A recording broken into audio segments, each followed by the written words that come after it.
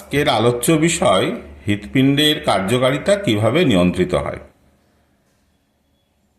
এই ব্যাপারে একটা কথা বলে রাখি এই চ্যানেলের ব্যাপারে, যে এখানে মূলত আমরা সায়েন্সের বিভিন্ন বিষয় নিয়ে আলোচনা করব। বর্তমানে আমরা কিছু জেনারেল বিষয় নিয়ে আলোচনা করছি, যেটা সবার জন্য।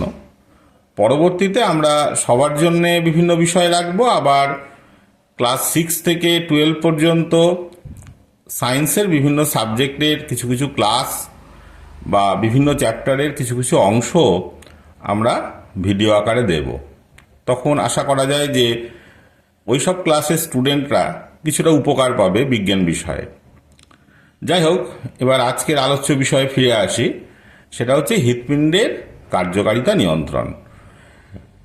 আমরা জানি যে হৃৎপিণ্ড জন্মের আগে থেকে আমাদের সচল হয়ে যায় এবং আজীবন মৃত্যু পর্যন্ত এটা চলতে থাকে।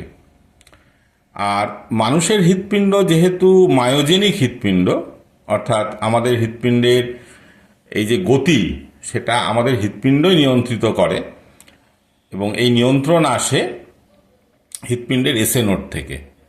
এসএ নোড, এভি নোড ইত্যাদি কিছু জাংশনাল টিস্যু আছে, যেগুলো অ্যাকচুয়ালি পরিবর্তিত পেশি।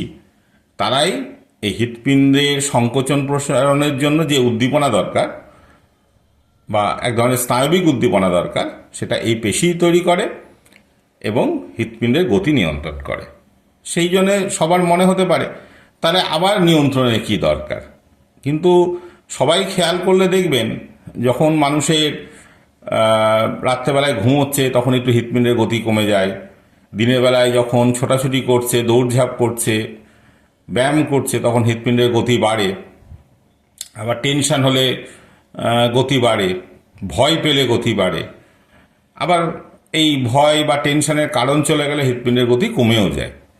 তাহলে এই যে নিয়ন্ত্রণটা, অর্থাৎ হৃৎপিণ্ড তো নিজে নিজেই সচল থাকছে, কিন্তু তার গতি বাড়ানো কমানো ইত্যাদি, এটাই কিন্তু হৃৎপিণ্ডের কার্যকারিতার নিয়ন্ত্রণ বলা হয় এটাকে। যে হৃৎপিণ্ড নিজেই স্বাভাবিকভাবে গতিশীল, কিন্তু তার গতি বাড়ানো কমানো কিভাবে যায়, সেটাই আলোচ্য বিষয়।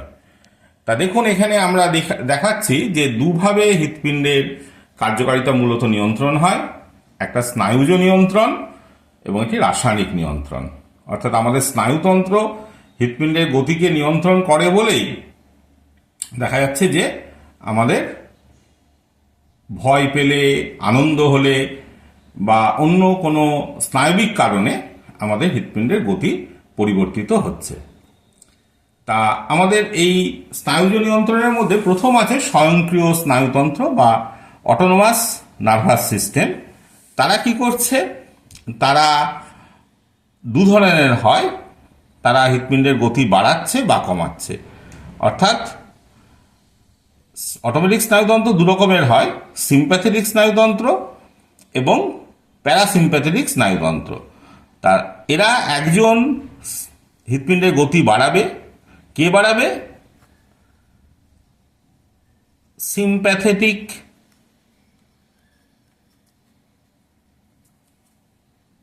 স্নায়ুতন্ত্র, এরা হৃৎপিণ্ডের গতি বাড়াবে। অর্থাৎ যখন আমাদের গতি বাড়ানোর দরকার হবে হৃৎপিণ্ডের, তখন এরা বৃদ্ধি করবে। তাহলে সিম্প্যাথেটিক স্নায়ুতন্ত্র হৃৎপিণ্ডের গতি বাড়িয়ে দেবে।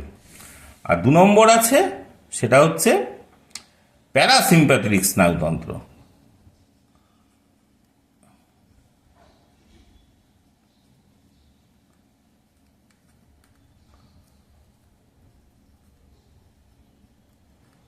এরা কি করবে?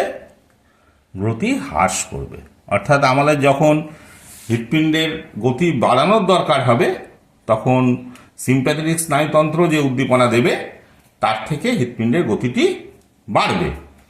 আর যখন সেই একবার গতি বেড়ে গেলে আবার তো গতি কমাতে হবে। হ্যাঁ, যখন সেটা কমানোর প্রয়োজন হবে, তখন প্যারাসিম্প্যাথেটিক স্নায়ুতন্ত্র সেই গতিটিকে কমিয়ে দেবে। এরপরে ইন্টারেস্টিং জিনিস আছে ব্যারো রিসেপ্টার। মানে ব্যারো রিসেপ্টার এক ধরনের চাপ গ্রাহক। এরা চাপ গ্রাহক হিসাবে কাজ করে এবং বিভিন্ন ধমনীর গায়ে এরা যুক্ত থাকে। ফলে কি হচ্ছে, মূলত ক্যারোটিড ধমনীতে এরা যুক্ত থাকে, ক্যারোটিড ধমনীর প্রাচীরে যুক্ত থাকে এবং ক্যারোটিড সাইনাস এবং আয়োটিক আর্চ অর্থাৎ হৃৎপিণ্ড থেকে যে ডর্সাল অ্যাওর্টা বেরোচ্ছে বা হৃৎপিণ্ড থেকে যে মহাধমনী বেরোচ্ছে সেটা একটা ইউ আকৃতির টার্ন নিয়ে ডর্সাল অ্যাওর্টা হিসেবে আমাদের দেহের নিচের দিকে নামে। সেই অ্যাওর্টিক আর্চের প্রাচীরে দেখা যাবে এই তোমার ক্যারোটিড সাইনাসগুলি থাকে এবং ক্যারোটিড ধমনীর প্রাচীরেও থাকে। হ্যাঁ, সেই অ্যাওর্টিক আর্চের থেকে বেরোনো প্রথম ধমনী হচ্ছে ক্যারোটিড ধমনী। তাহলে এই যে চাপগ্রাহকগুলো কি করে, তারা যখন ধমনী প্রসারিত হয় বা ধমনী রক্তচাপ যখন বাড়ে তখন এই রিসেপ্টরগুলি প্রসারিত হয় এবং কেন্দ্রীয় স্নায়ুতন্ত্রে এরা উদ্দীপনা পাঠায়। অর্থাৎ চাপগ্রাহক যখন স্ফীত হয় বা এর উপরে চাপ বৃদ্ধি হয়, কার চাপ বৃদ্ধি হয়, রক্তের চাপ বৃদ্ধি হয়, তখন দেখা যাচ্ছে যে এরা উদ্দীপনা পাঠাবে কোথায়, সেন্ট্রাল নার্ভাস সিস্টেমে। এরা তখন উদ্দীপনা দেবে সেন্ট্রাল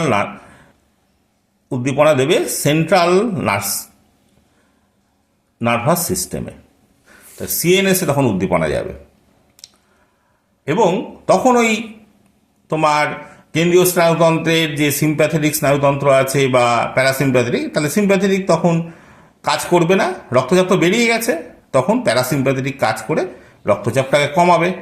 এখন প্রশ্ন যেটা হচ্ছে যে মহাধমনীর রক্তচাপের সাথে হৃৎপিণ্ডের গতির কি সম্পর্ক আছে, কেননা হৃৎপিণ্ড দিয়ে রক্ত মহাধমনী দিয়ে বেরোয় এবং তার মধ্যে সব থেকে প্রথম ধমনী হচ্ছে ক্যারোটিড ধমনী, মহাধমনী থেকে বেরোনো ধমনী। এবার সেখানে যদি রক্তচাপ বেড়ে যায় স্বাভাবিকভাবে হৃৎপিণ্ডের গতি কিছুটা পরিবর্তিত হবে, অর্থাৎ রক্ত যেতে পারবে না তো হৃৎপিণ্ড থেকে মহাধমনীতে, তখন সেখানে চাপ কমাতে না পারলে হৃৎপিণ্ডের গতি তোমার স্বাভাবিক হবে না। তো সেই কারণে আমাদের এইটা একটা বিশাল ভূমিকা নেয়।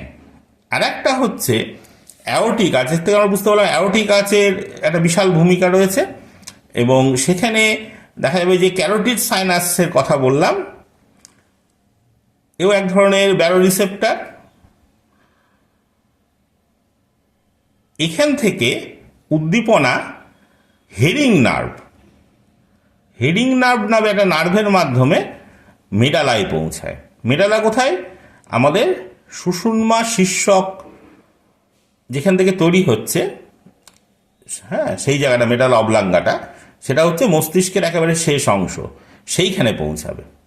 অর্থাৎ সেইখান থেকে উদ্দীপনা আবার কেন্দ্রীয় স্নায়ুতন্ত্রে বা মস্তিষ্কে পৌঁছাতে আরম্ভ করবে এবং সিম্প্যাথেটিক বা প্যারাসিম্প্যাথিক অর্থাৎ অটোনমিক স্নায়ুতন্ত্রে পৌঁছাতে আরম্ভ করবে। আর কোথায় পৌঁছায়, আর পৌঁছায় তোমার অ্যাওর্টিক আর্চ থেকে, আর একটা হচ্ছে অ্যাওর্টিক আর্চ,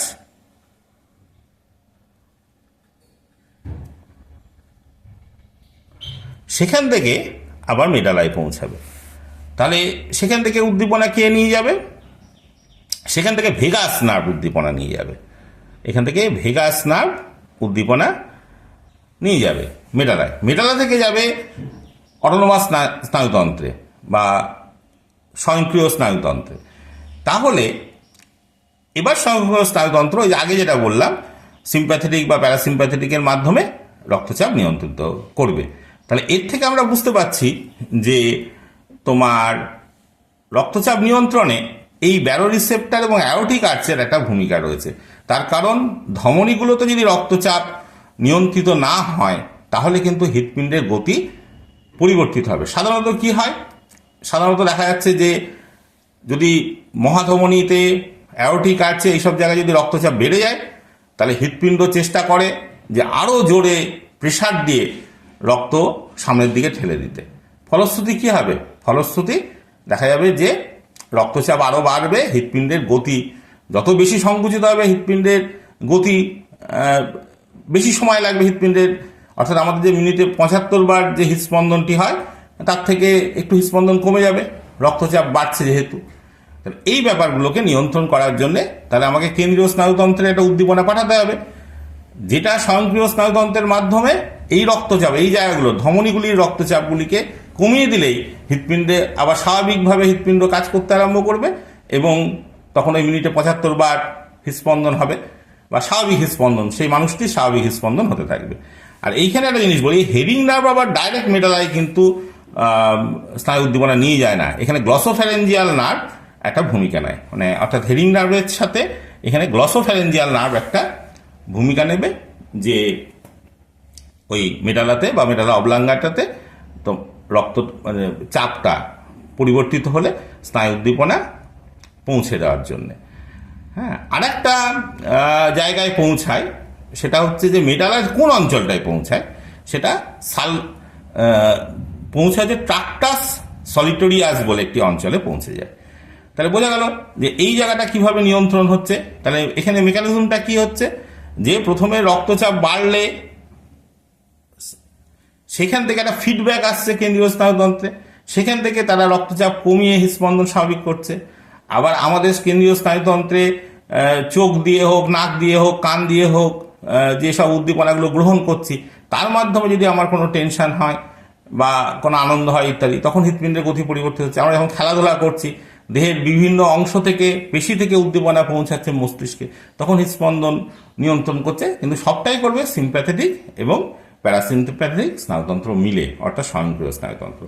আর একটি বিষয় এখানটায় রইল, সেটা হলো যে রাসায়নিক নিয়ন্ত্রণ।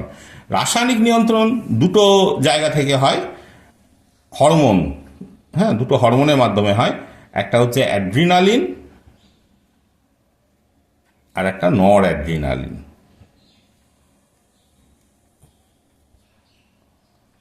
এই দুটো হরমোন তৈরি হয় অ্যাড্রিনাল গ্রন্থির মেডালা থেকে, এই অ্যাড্রিনালিন এবং নর অ্যাড্রিনালিন হরমোন। তাই এই অ্যাড্রিনালিন গ্রন্থির মেডালা থেকে যখন হরমোনটি তৈরি হচ্ছে, তখন কি দাঁড়াচ্ছে ব্যাপারটা, যে আমাদের যখন হৃৎপিণ্ডের গতি বৃদ্ধি করার দরকার হয় বা রক্তচাপ বৃদ্ধি করার দরকার হয়, তখন কিন্তু অ্যাড্রিনালিন এরা রক্তচাপ বাড়িয়ে দিতে পারে। হ্যাঁ, আর রক্তচাপ আমি আগেই বলেছি, রক্তচাপ বাড়ালে কি হয়, হৃৎপিণ্ডের গতিও পরিবর্তিত হয়। আর একটা এরা পারে হৃৎস্পন্দনের হার বাড়াতে পারে, হৃৎস্পন্দনের হার এরা বাড়াতে পারে। হ্যাঁ, যখন প্রয়োজন হবে তখন অ্যাড্রিনালিন ক্ষরণ হয়ে হৃৎস্পন্দনের হার বৃদ্ধি পাবে। আর নর অ্যাড্রিনালিন এরা সাধারণত রক্তচাপ যখন আমরা স্বাভাবিক থাকি, অর্থাৎ অ্যাড্রিনালিন বিশেষ অবস্থায় করছে, তখন দেখা যাচ্ছে যে এরা ভূমিকা নেয়। আর যখন সাধারণ হয়, এরাও রক্তচাপ বাড়ায়। যদি সাধারণ অবস্থায় বা আমাদের দেহের কোনো কেমিক্যাল ইমব্যালেন্সের জন্যে রক্তচাপ বৃদ্ধি করার দরকার হয়, তখন কিন্তু অ্যাড্রিনালিন করবে না। অর্থাৎ আমরা যখন স্বাভাবিকভাবে রয়েছি কিন্তু রক্তচাপ বাড়ানোর দরকার হয়, তখন নর অ্যাড্রিনালিন এই কাজটা করে।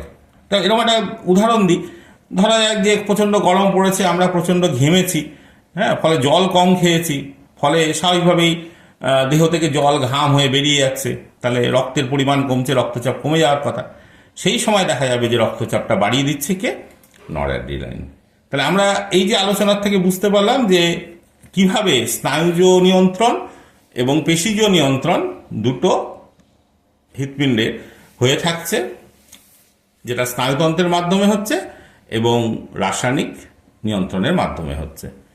যদি এই আলোচনাটি ভালো লাগে, অবশ্যই আপনারা এই চ্যানেলটি সাবস্ক্রাইব করুন, ভিডিওটি শেয়ার করুন, লাইক করুন। Thank you.